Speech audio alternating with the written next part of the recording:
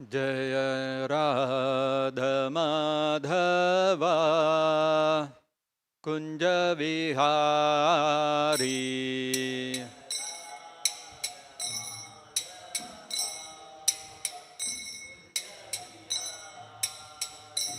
जय राधा माधवा कुंज विहारी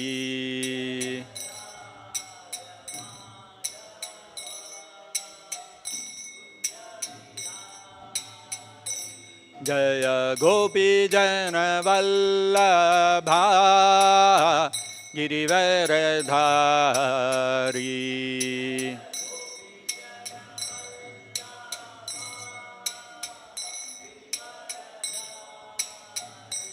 जय गोपी जन वल्लभा गिरिवरधारी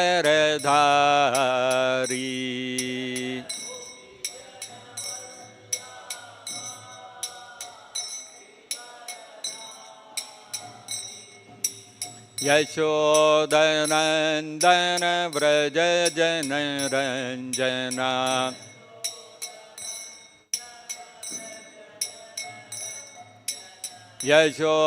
यशोदनन्दन व्रज जनरञ्जना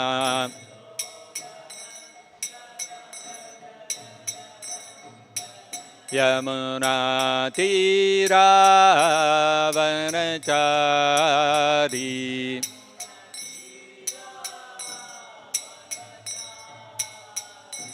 यमुना तीरावनचारी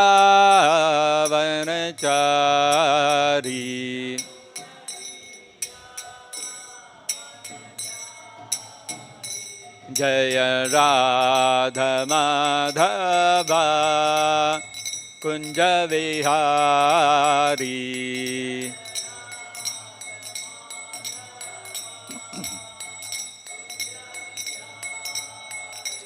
जय गोपी जन वल्लभा गिरिवरधारी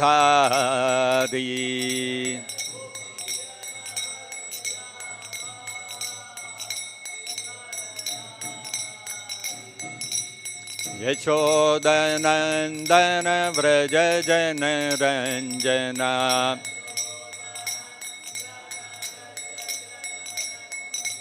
यमुना तीरावनचारी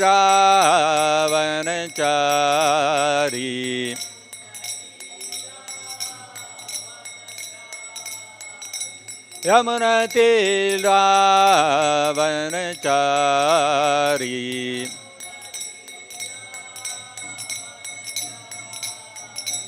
जय राधा माधवा कुंज विहारी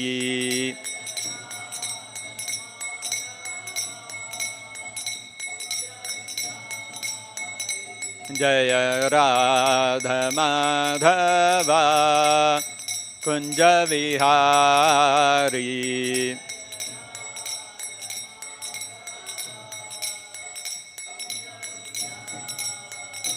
जय कृष्ण रुक्मिणी जय सत्यभामा कृष्ण रुक्मिणी जय सत्यभामा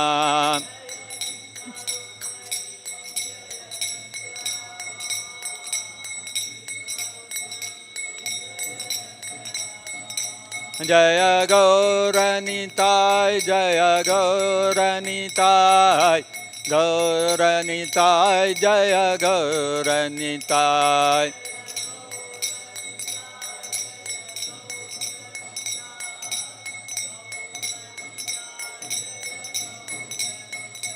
जय विश्वगुरु Srila Prabhupada विश्वगुरु Srila Prabhupada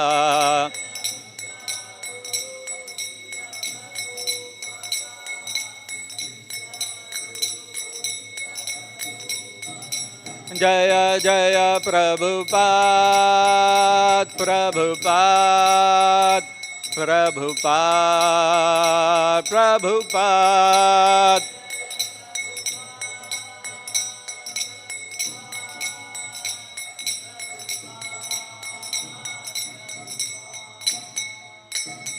Jai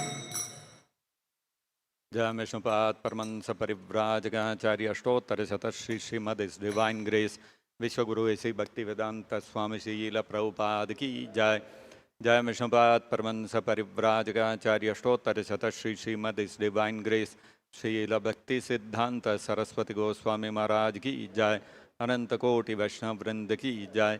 Prem se kaho Shri Krishna Chaitanya Prabhu Nityananda Shri Advaita Gadadhar Srivasadi Gaura Bhakta Vrinda Ki Jai. Granthara Srimad Bhagavatam Ki Jai. Shri Shri Krishna Rukmini Satyabhama Ki Jai. Shri Shri Gaur Nitai Ki Jai. Vishwaguru Srila Prabhupada Ki Jai.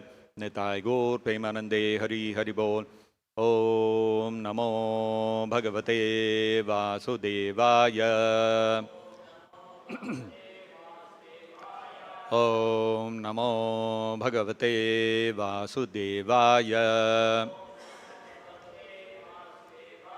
Om Namo Bhagavate Vasudevaya.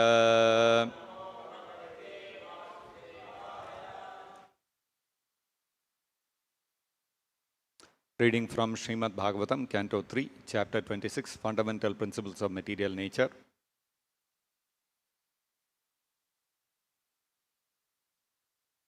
Verses 56 and 57. 56 has a very short purport, so we will read 56 and 57. 56 we will chant together. Nirbibheda Virajaha Tvak Nirbibheda Virajastvak Nirbibheda Virajastvak Roma Shmashru Adayah Tataha Roma Shmashradayastataha Roma Shmashradayastataha Tataha Oshadayah Cha Asan Tata Oshadayaschasan Tata Oshadayaschasan Shishnam Nirbibhide Tataha Shishnam Nirbibhide Tataha Shishnam Nirbibhide Tataha Nirbibheda Virajastvak Romasmashradayastataha Tata Oshadayaschasan Shishnam Nirbibhide Tataha Nirbibheda Virajastvak Romasmashradayastataha Tata Oshadayaschasan Shishnam Nirbibhide Tataha.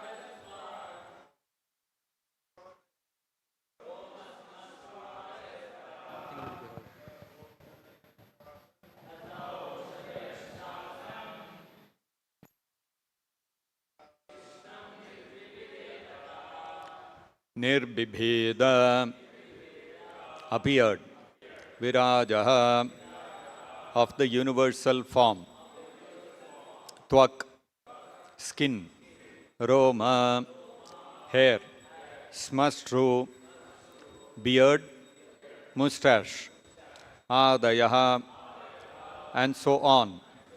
Tataha, then, tataha, thereupon, oshadhayaha, the herbs and drugs, cha, and, asan, appeared, shishnam, genitals, nirbibide, appeared, tataha, after this. Translation and purport by His Divine Grace Srila Prabhupada. Then the universal form of the Lord, the Virat Purusha, manifested his skin, and thereupon the hair, mustache, and beard appeared. After this, all the herbs and drugs became manifested, and then his genitals also appeared. Kindly repeat. Then the universal form of the Lord, the Virat Purusha, manifested his skin, and thereupon the hair, mustache, and beard appeared. After this, all the herbs and drugs became manifested, and then his genitals also appeared. Purport by Srila Prabhupada. The skin is the site of the touch sensation. The demigods who control the production of herbs and medicinal drugs are the deities presiding over the tactile sense. Text number 57. Retas tasmadapa asan nirabhidyata vaigudam gudadapano panacha mrityurloka bhayankaraha. Translation. After this, semen, the faculty of procreation, and the god who presides over the waters appeared. Next appeared an anus, and then the organs of defecation, and thereupon the god of death, who is feared throughout the universe. Purport by Srila Prabhupada. It is understood herewith that the faculty to discharge semen is the cause of death. Therefore, yogis and transcendentalists who want to live for greater spans of life voluntarily restrain themselves from discharging semen. The more one can restrain the discharge of semen, the more one can be aloof from the problem of death. There are many yogis living up to 300 or 700 years by this process, and in the Bhagavatam, it is clearly stated that discharging semen is the cause of horrible death. The more one is addicted to sexual enjoyment, the more susceptible he is to a quick death. Thus ends the Bhaktivedanta purport. Om Ajnanatimidandasya Jnananjanashalakaya Chakshurunmilitam Yena Tasmai Shri Gurave Namaha. Nama Om Vishnupadaya Krishna Presthaya Bhutale Srimate Bhaktivedanta Swaminiti Namine Namaste Saraswate Deve Gauravani Pracharine Nirvishesha Shunyavadi Paschatya Deshatarine Jaya Shri Krishna Chaitanya Prabhu Nityananda Shri Advaita Gadadhara Shri Vasadi Gaura Bhakta Vrinda Hare Krishna Krishna Krishna Hare Hare Hare Rama Rama Rama Hare Hare.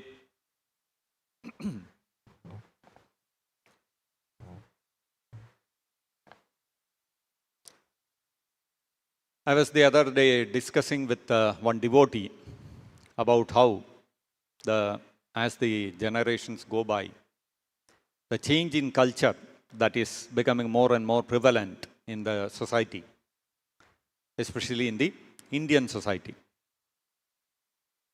Indian society is becoming more and more westernized. We can look at how there are so many PGs, paying guests, accommodation which are there in all the cities, which are mushroomed in different parts of the major cities.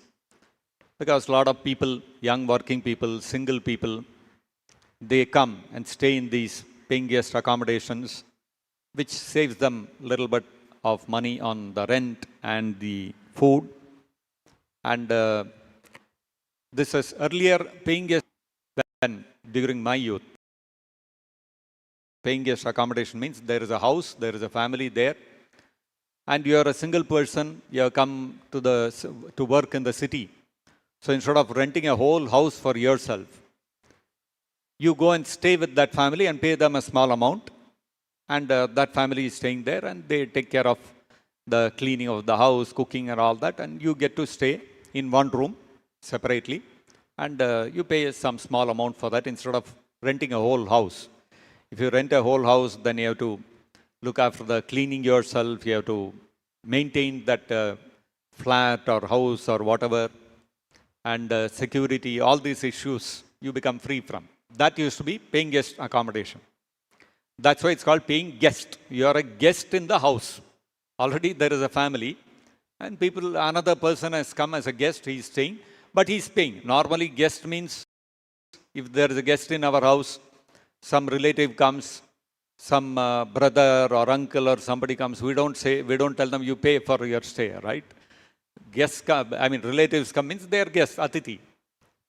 But because these are unrelated people, they are called paying guests. They are guests in the house, but they are paying for their guest accommodation. And they get accommodation and food, they get a separate room to stay and all that, like that. That's how this concept of paying guest started.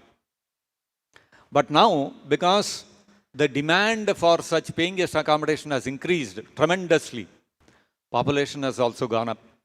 You know, those days, what I'm talking of, used to be a few lakhs. Nowhere near almost more than a crore today in Bangalore. It's like that. All the cities were like that. Population was quite less. But India today is almost 100 crore population, 140 crore population, huge population.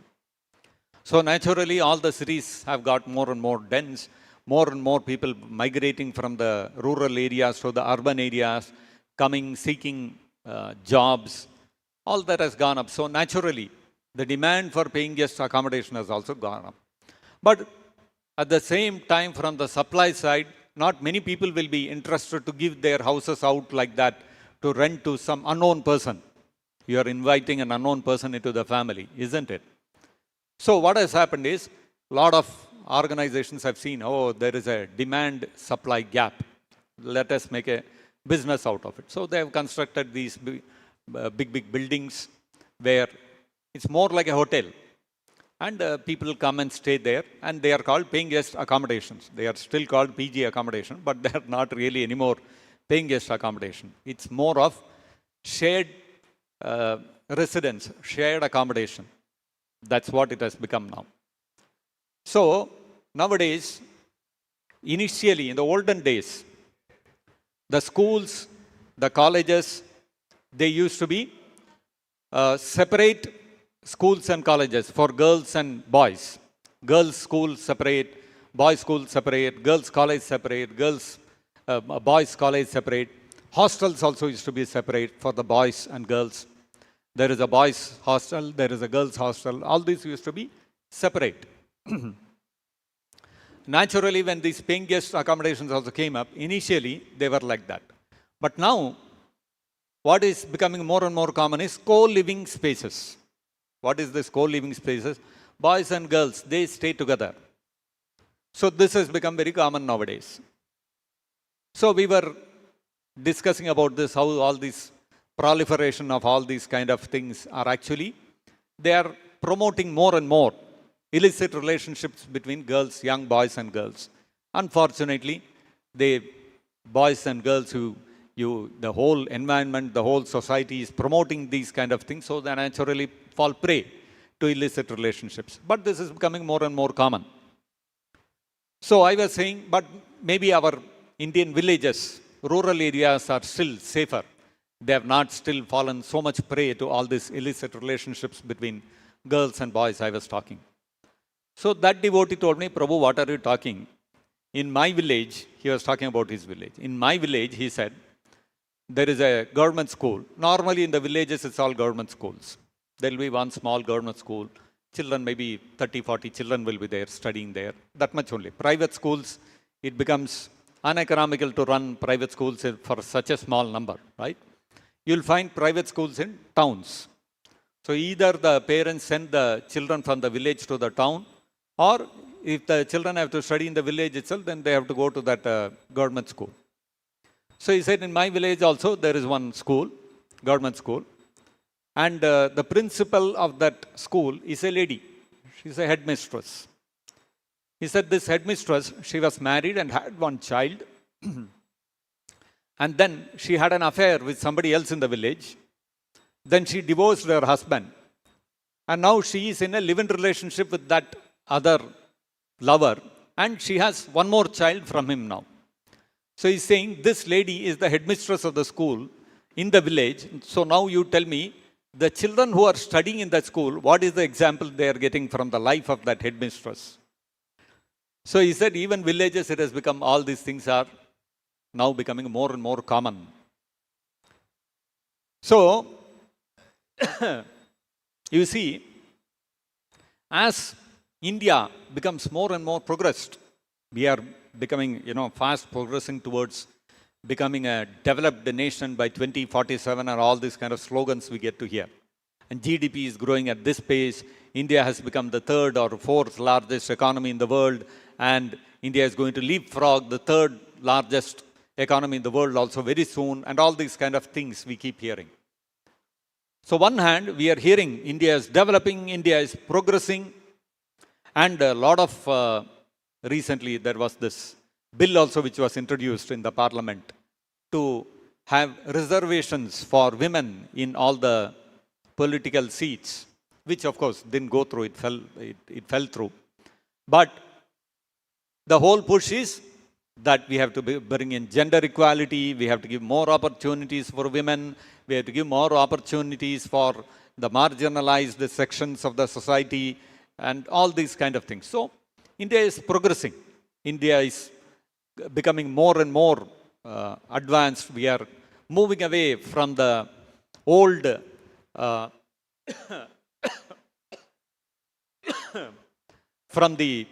old kind of thinking that women should be not given prominent positions in the society. Women are to be limited only in the they are limited to only taking care of the household chores, and there are certain castes which are to be kept away.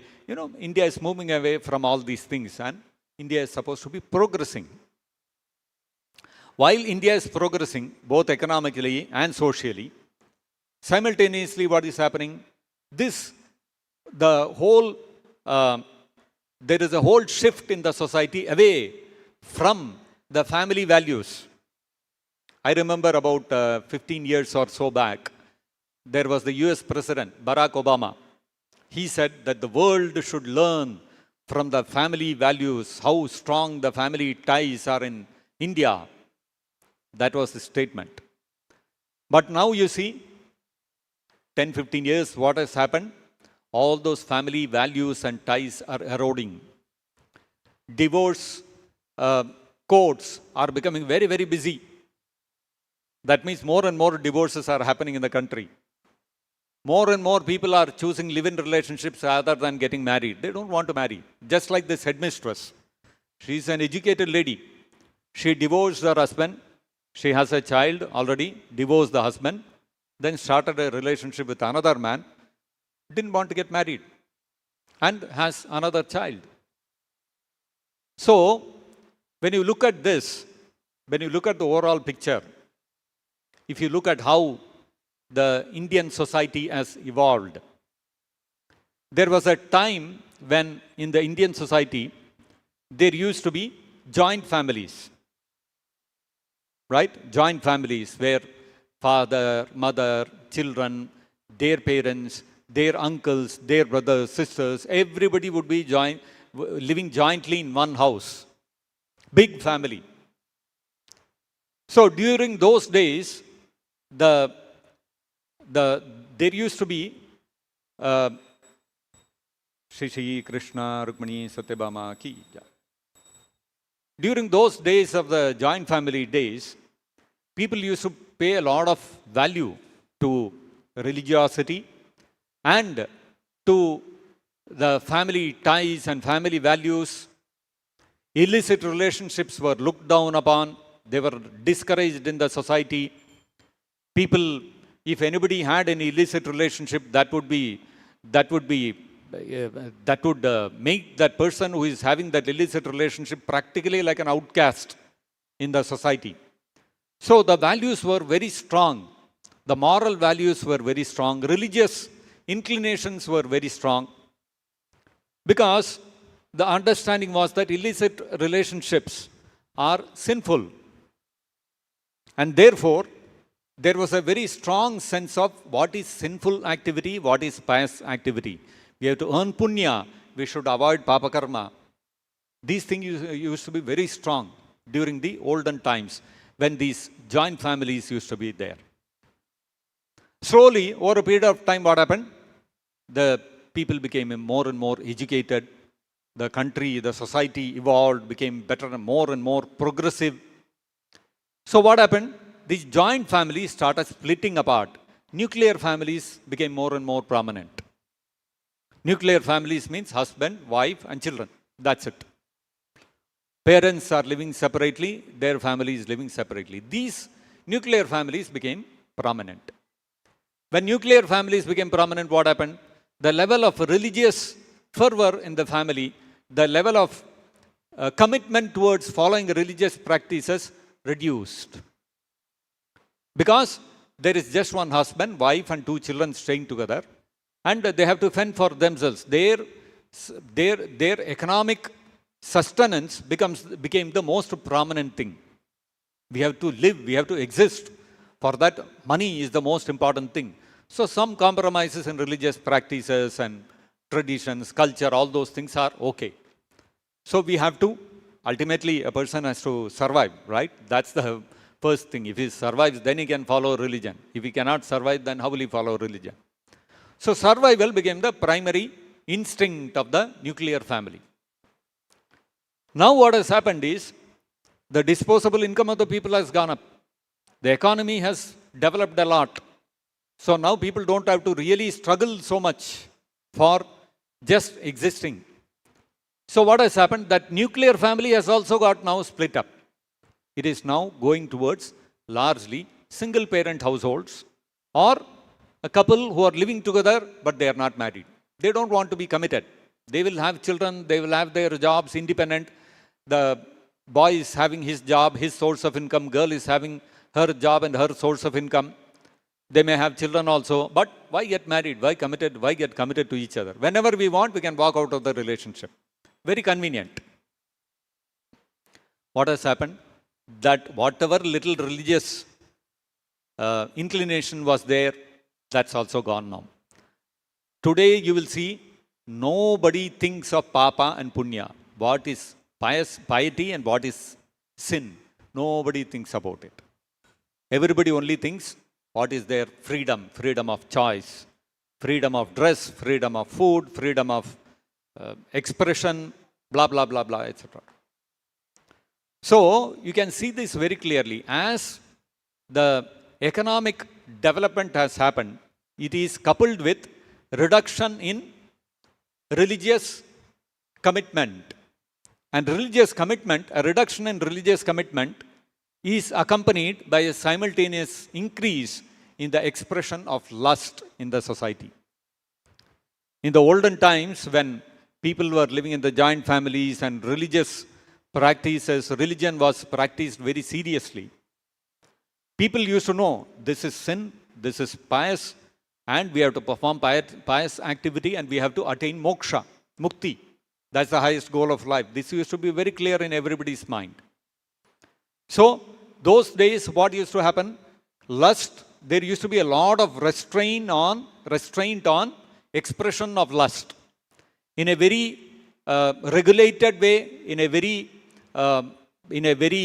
limited way, a man and a woman could engage in lustful activity. It had to be within the purview of marriage, and within the purview of marriage also for procreation, for begetting children only, and that also by doing garbhadana samskara. So many restrictions used to be there. So expression of lust was not at all encouraged, it was discouraged. There used to be lots of checks and balances, regulations. It was not free for all. Now when as economic development happened and that joint family broke down into a nuclear family, what happened? Those restrictions reduced to a very large extent. So it became only husband and wife. As long as you are married, you can have sex life. That's it.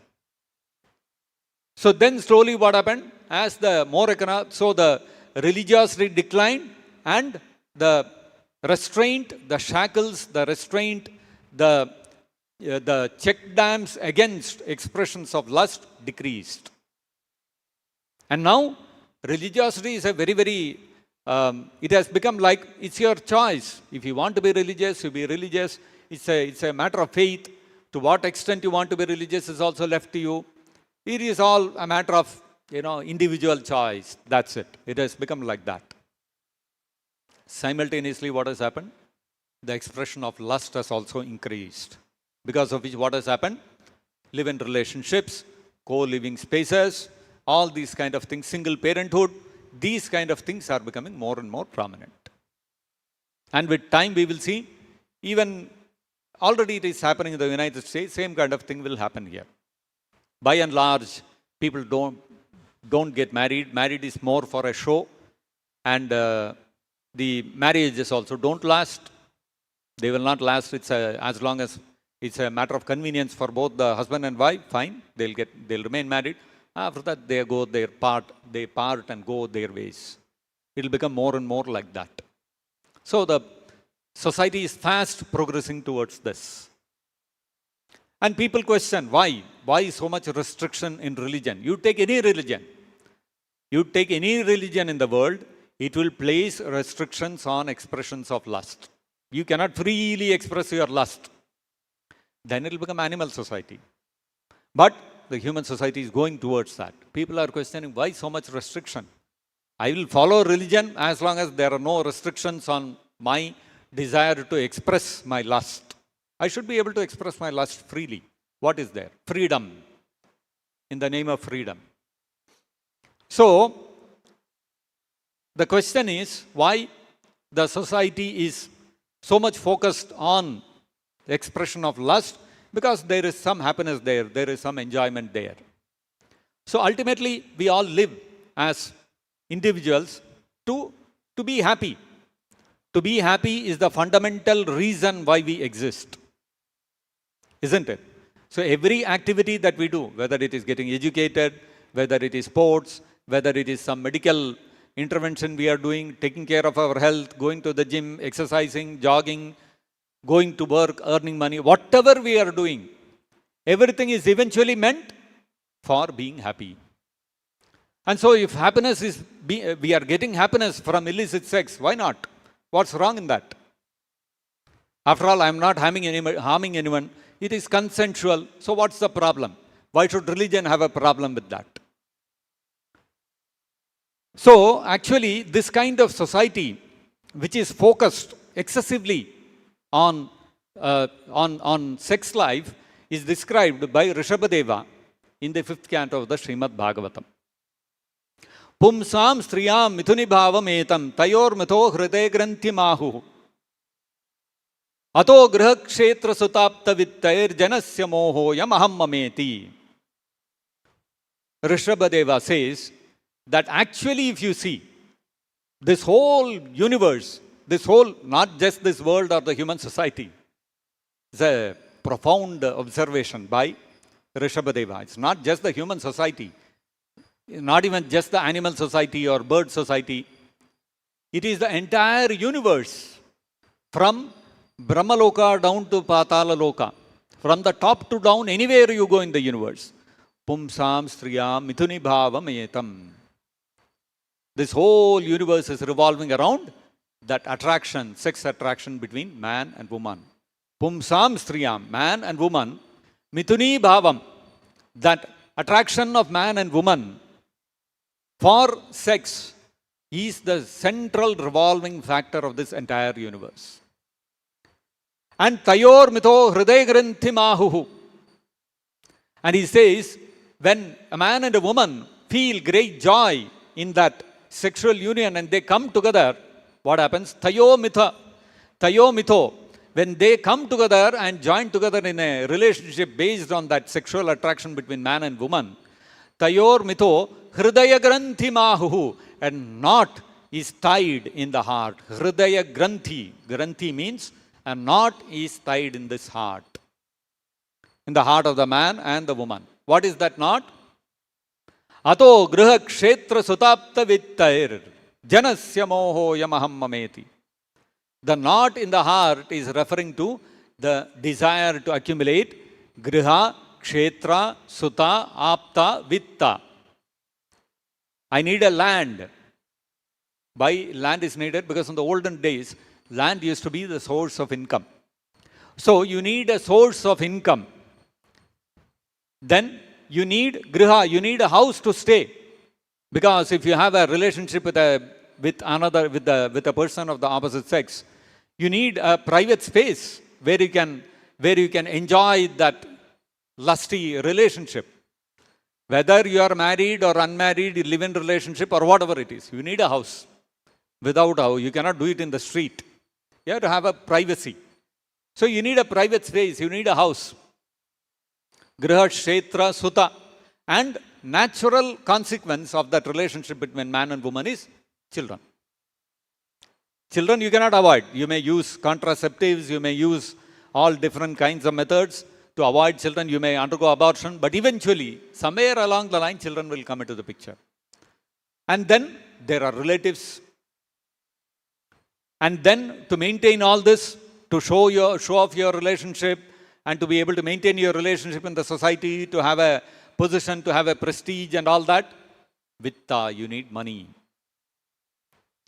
So, tayor mitho hriday granthi mahuhu, this knot which is tied in the heart is one's desire, one's need for a source of income, for a house, for children, for relatives, and for money.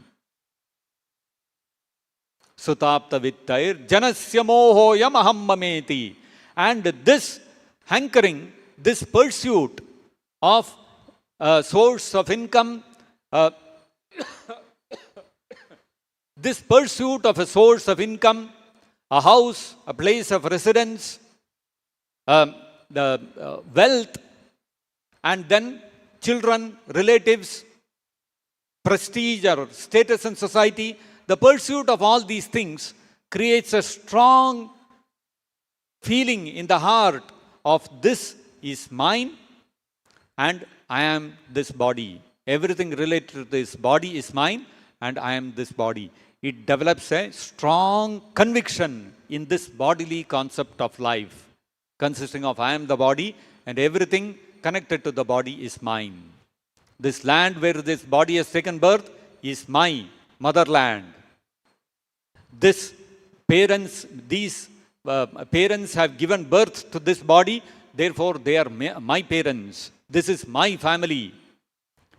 And the same parents have given birth to somebody else, oh, they are my sisters and brothers.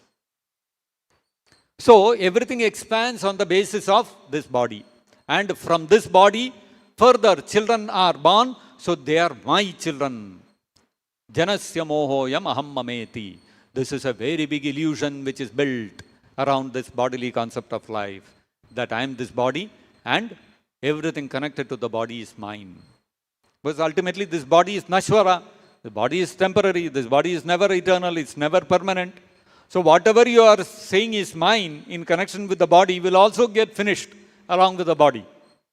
So what is the use for a short period of 50 or 100 years? I'm calling this mine, this mine, this mine, and I leave that house, all those relatives, all that wealth behind and go for somebody else to claim it is his. So you see how this foolish illusion He is making us work hard for something which is going to be very, very temporary, very fleeting. And Prahlad Maharaj also echoes the same thing what Rishabhadeva said.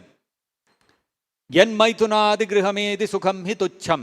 So somebody may say, okay, what is there in that illusion?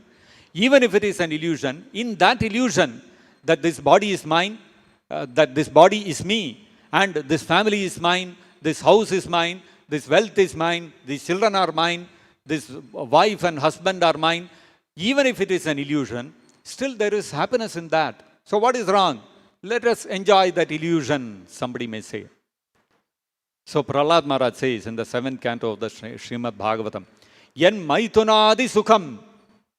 There is, Prahlad Maharaj also accepts, there is a happiness in that relationship between man and woman.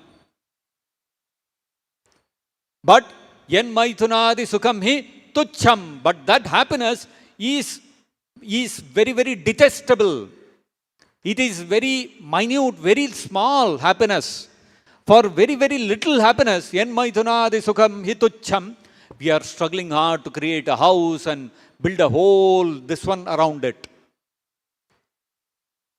We are building a big kingdom around that happiness which is very, very minuscule and detestable happiness, which is available even in the animal form of life.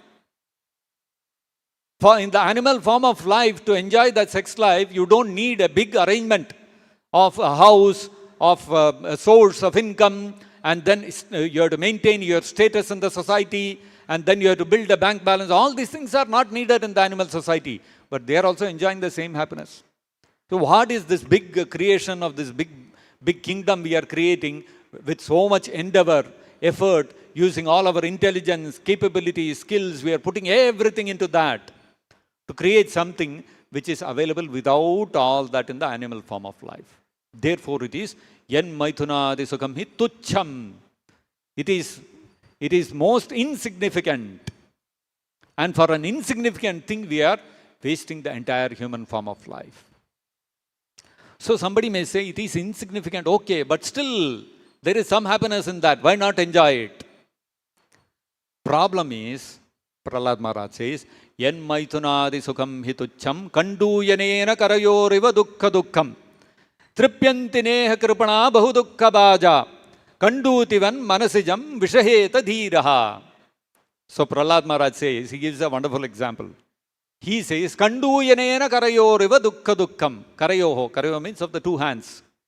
Kanduyanena, suppose there is some itching and you start scratching. Itching sensation is there, you start scratching. So what will happen? After a little while, the skin will become red. And you will feel some satisfaction. Okay, some little bit itching I did. If there was little itching, I scratched, now it's okay. After a little while, again that itching sensation will arise. Then you will again scratch. After a little while, it will subside. And then again it will come. Then again you scratch. You go on scratching, what will happen? That skin will get peeled off. Blood will start oozing. It will become an injury. You will harm yourself. This is the problem with sex life. Kandutivan manasijam.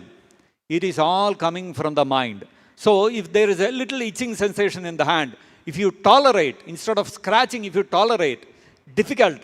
The itching sensation is very strong, but somehow tolerate it. After a little while, it will subside, it will go away.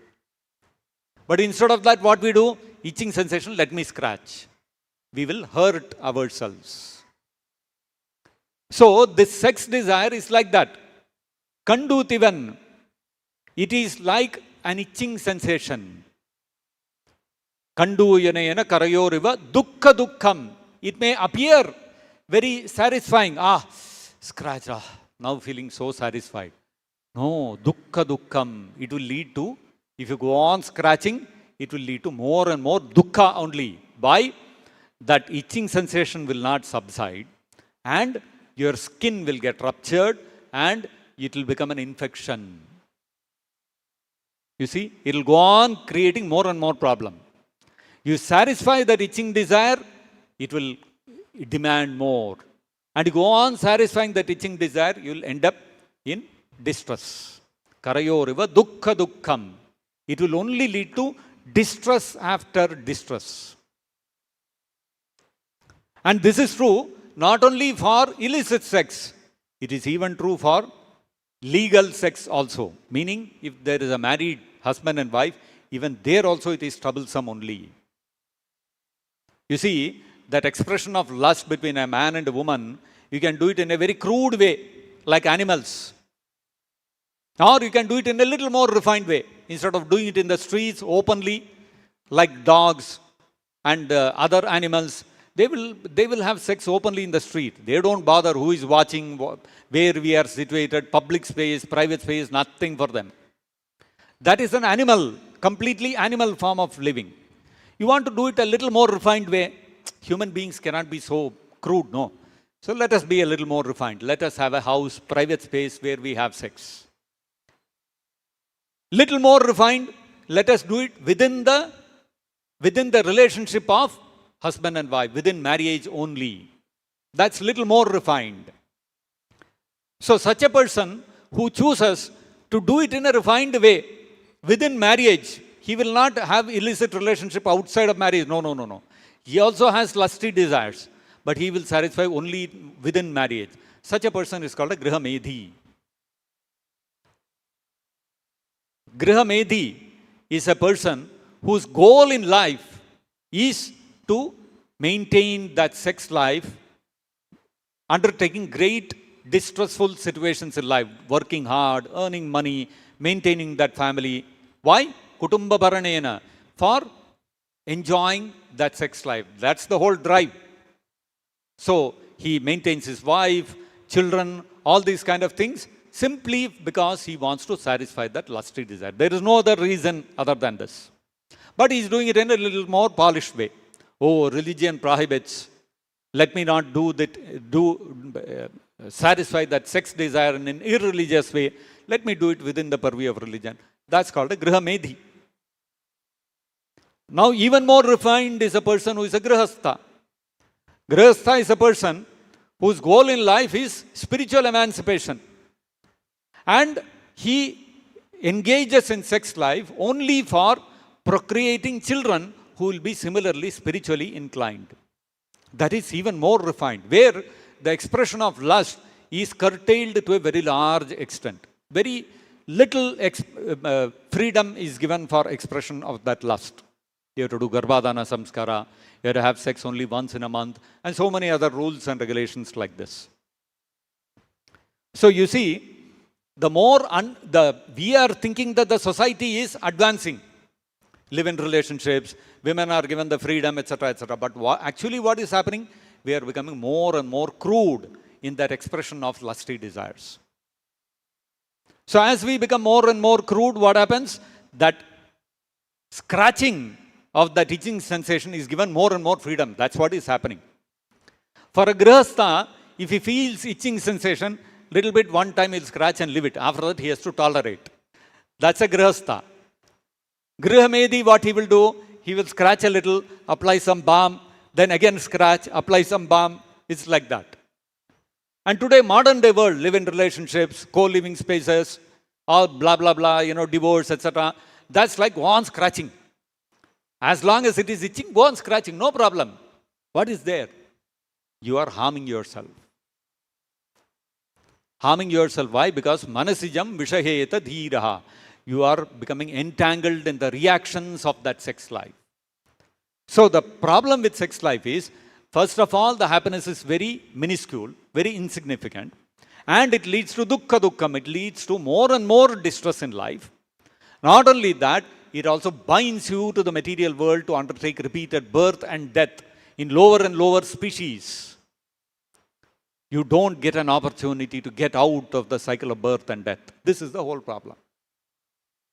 Therefore, and not only this, another big problem, very big problem with lust, which we can actually see happening in the society today. Arjuna asks Krishna in the Bhagavad Gita, Athakena prayuktoyam papam chariti purushaha anichannapi varshneya baladeva niyojitaha. Arjuna asks Krishna one very relevant question. He asks Krishna, Athakena prayuktoyam Papam charati purusha. We see that people in this material world, they have a sense of right and wrong. All human beings have a sense of right and wrong. And that is the genesis of morality. Morality means there is something which we should do, which is right to do, which is correct to do, and something else is wrong. That sense of right and wrong, that sense of morality is not there in animals. Animals, nobody questions morality. There is no question of morality. But human beings are endowed with a higher intelligence by which they can think of what is right and what is wrong. They can discriminate. Now, although all of us in the society have a common understanding of what is right and what is wrong, it may vary with time. But everybody accepts that something is right and something is wrong. Majority of the society accepts. But still, papam charati purusha, still some people, although knowing that this is wrong, this should not be done, still they will engage in that activity. One class of people, they do it knowingly, willingly. Suppose there is a terrorist or there is a thief. He knows it is wrong, but he has chosen to be like that. He has chosen to be a terrorist. He has chosen to be a thief. He has chosen to be like that. Another is, Kena prayuktoyam papam charati purusha anichannapi varshnaya. There are some people who don't want to do wrong things in life.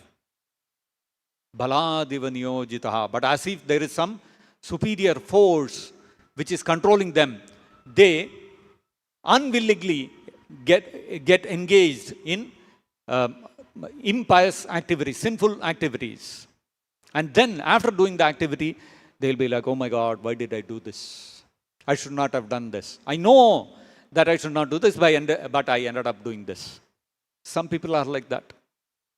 So whether willingly or unwillingly, why does a person engage in sinful activity? That is a question by Arjuna.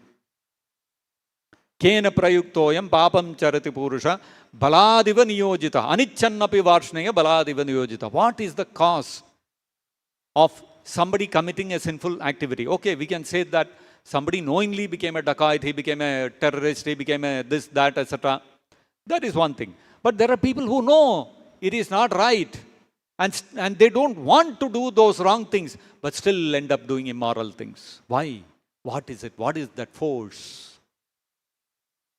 To which Krishna responded, Kama yesha krodha yesha rajoguna samudbhavaha mahashano mahapapma vidyena mihamayirinam. Krishna said the reason is kama, lust. And that lust, when it is unfulfilled, kama yesha krodha yesha, it becomes anger, it becomes frustration. So this lust and this anger, Kama yesha krodha yesha rajoguna samudbhaha, which are born out of contact with the mode of passion. That is the cause of a person committing sinful activity. So you see, if somebody is enjoying illicit sex, it doesn't mean that, okay, what is there? Two people are having consensual sex. Let them have what is there. It's not limited to that. Because of that indulgence in lust, the person will commit sinful activities. And that's why you will see most of these crimes which are committed will have somewhere or other, their root cause will be arising out of lust. And we are seeing more and more live-in relationships are increasing, more and more crimes are also increasing. Men are murdering women, women are murdering men. All these things are becoming more and more common. Mothers are murdering their children. These kind of things have started happening. Why? Because papam charati purusha. A person, when he does not restrain his lusty desires, he gives open expression to that lusty desire, it will eventually end up in committing sinful activities, immoral activities. This is an unavoidable consequence of allowing a free expression of lust in the society. And not only that, Mahashano, it is all devouring, Krishna says. Mahashano mahapapma, and it is greatly sinful activity to engage in illicit sex. And vidyena miham vairinam, Krishna says, Arjuna, beware of this enemy. Krishna is advising Arjuna that this lust is an enemy. And whereas in modern day society, we have embraced that enemy. Lust, we should allow free expression. What is there? Have live-in relationships, all this marriage and all the, hey, forget all these things. Whomever you like, you have a relationship with. What is there? We have embraced the lust. The modern day society has embraced the lust. And whereas Krishna is saying that lust is actually an enemy. So we are embracing our enemy. What will happen? Enemy is waiting, no, come. Embrace me, finished. I get a very good opportunity to kill you. Why? Why is Krishna calling lust an enemy? Because after all, what is wrong in a boy and a girl enjoying life? What is there? So Krishna says that why this lust is an enemy. Ajnanena avrutam jnanametena. Krishna says because this lust, what it does is, it covers our knowledge. Ajnanena avrutam jnanam. Jnanino. Actually the living entity has the quality of being the knower. Knower of what? Knower of, I am not this body. If we apply a little bit of thought and introspection, we can easily see we are not the body. This is my hand, this is my leg, this is my mind, this is my intelligence. Who am I? So little bit of introspection, little bit of intelligence if we use, we can clearly see I am not the body. I am separate from the body. So the human intelligence, the human being, he has that ability to contemplate and understand that I am not the body, I am a spirit soul. Jnaninaha, therefore the soul is actually the possessor of knowledge. But jnanam avrutam metena, ajnanena avrutam jnanametena jnanino. So although the living entity is by nature is a knower that I am not the body, I am spirit soul, that knowledge gets covered when that lust is given a free hand. If lust is not restrained, what will happen? That knowledge that I am not the body, I am a spirit soul will get completely covered. And that's when Krishna gives those examples. That dhumena avriyate vaknir yatha darsho malena cha. Just like smoke covers a fire or dust covers a mirror. Etholbena avrutam garbaha, as the embryo is covered by the womb. Tatha jnanam avrutam etena. So similarly, lust covers the knowledge of the living entity. And then Krishna says, dushpurena nalena cha. That lust, vidyena miham nityavairinam. Krishna says that lust, because it covers that natural knowledge of the living entity to understand I am not the body, I am spirit soul. Therefore, that lust is a nityavairinam. It is an eternal enemy of the soul. And it is dushpurena analena. Anala means fire. It is an insatiable fire burning in the heart, which is the truth, which is a very true fact. A person may enjoy sex life in his youth. He may become old, 60 years, 70 years, 80 years. Still that lust does not die down. Dushpurena analena. It is an insatiable fire which burns within the heart. And that insatiable fire, it will go on demanding more. How much ever you satisfy that lust will never be satisfied. And it will cover your intelligence, your desire to endeavor to know who I am, where I am, who is the source from which I have come. Your time and energy to be able to spend on this is covered by that lusty desire which burns insatiably within the heart. Therefore, Krishna says that lust is an enemy. It is an eternal enemy. Nitya Vairinam. You see, Krishna is using such strong words. Nitya Vairina. It is an eternal enemy and it burns like an insatiable fire. So keep away from it, Arjuna, Krishna is saying. But whereas what we have done in the modern day society, embraced very, very happily that lust, not knowing that it is an eternal enemy and it can never be satisfied. And you go on scratching it, it will go on increasing your distress. Dukkha dukkham. This is the nature of lust within this material world. And therefore, Prabhupada is mentioning here that the faculty to discharge semen is the cause of death. Meaning, when a person enjoys illicit sex, he reduces his lifespan also. Current lifespan is also reduced. So not only is it insatiable, it also leads to various sexually transmitted diseases, which are all very horrible. And it also leads to reduction in your lifespan. And whereas Prabhupada is mentioning, yogis, simply by controlling that sex desire, that means by following the path of brahmacharya, they live for hundreds of years, 300 years, 700 years, they can live. This is the secret of the long life of yogis. So, if we want to avoid death and prepare our life for an eternal life, free from this kanduyanena karayoriva dukkha dukkam, free from this eternal itching sensation.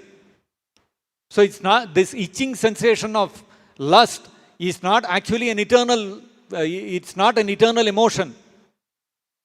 It's only as long as we are not liberated from the clutches of Rajoguna and Tamoguna. Because Krishna said, Kama yesha krodha yesha Rajoguna samudbhavaha. As long as we maintain our connection with Rajoguna, we have to suffer from this lust. But if we disconnect ourselves from Rajoguna and connect ourselves to Sattva and Vishuddha Sattva, then we can become free from the lust. So lust is not an eternal emotion that forever I have to struggle with this. No. You situate yourself in Sattva or you execute Krishna consciousness. You chant Hare Krishna, read Prabhupada's books, engage in spiritual devotional activities, service to Krishna. What happens? You are situating yourself even above Sattva. You are situating yourself in Vishuddha Sattva. And as long as you are connected to devotional service, every moment of your life is filled with devotional activities, serving the mission of the Guru, serving the mission of Mahaprabhu, serving the mission of Krishna. What happens? Lust will not touch you. So therefore, if we live a life of abstinence, we live a life of brahmacharya, we live a life free from lust, we voluntarily take upon ourselves restrictions in expressions of lust, what happens? Our life becomes glorious. Our human life becomes meaningful. It is no more animal life. Otherwise, you're no better than an animal. You are a two-legged animal, dvipada pashu. That's how Bhagavatam calls human beings who do not control their sex desire. They are called dvipada pashu. You are an animal on two legs, that's all. You may be wearing nice dress and sitting inside an AC room and all that, but what you are, essentially you are a dvipada pashu. You are a two-legged animal. So, having got the human form of life, one should not again slide back into that animal form of life, but we should understand that all those religious principles and moral principles which are there, which are guiding us not to engage in illicit sex life, are meant for our own welfare. It's not meant to simply control us for satisfying somebody's sadistic pleasure. That's not the whole intention at all. The intention is to give us an opportunity to think about higher purpose of life, to think about Krishna, to think about freedom from birth, death, disease and old age. All that is possible only and only if we become free from illicit sex. If we become free from those lusty desires. As long as we continue to give freedom, free expression to our lusty desires, we'll sink more and more into the animal form of life. Therefore, we should not embrace this enemy of lust. On the other hand, we should embrace the process of celibacy, the process of remaining free from lusty desires, and that is the way to a glorious life, free from the pangs of birth, death, disease, and old age. I'll stop here. Grantharaj Srimad Bhagavatam ki jai, Shri Shri Krishna Rukmini Satyabhama ki jai, Shri Shri Gaur Nitai ki jai, Vishwaguru Srila Prabhupada ki jai, Nitai Gaur Premanande Hari Hari Bol.